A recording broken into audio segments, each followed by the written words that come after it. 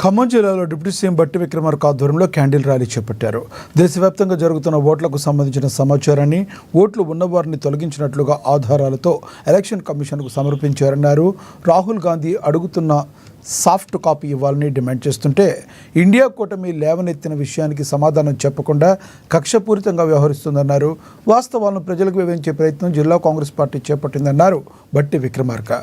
భారత రాజ్యాంగాన్ని కాపాడుతూ చేపట్టే కార్యక్రమాలు కాంగ్రెస్ పార్టీ చేస్తుందన్నారు బట్టి విక్రమార్క.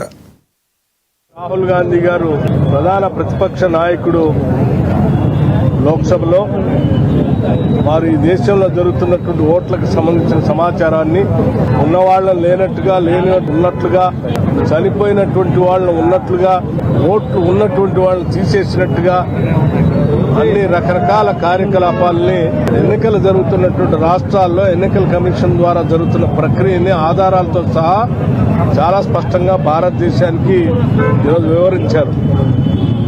వారు వివరణ మీదట ఎన్నికల కమిషన్ వాటిపైన సమగ్రమైనటువంటి దర్యాప్తు చేసి శ్రీ రాహుల్ గాంధీ గారు అడుగుతున్నటువంటి ఓటర్ లిస్టు సంబంధించినటువంటి సాఫ్ట్ కాపీని ప్రజలందరికీ, అంటే పౌరులందరికీ అందుబాటులో ఉంచేటట్టుగా చేయమని వారు డిమాండ్ చేస్తూ ఉంటే వారు లేవనెత్తినటువంటి అంశాలను కానీ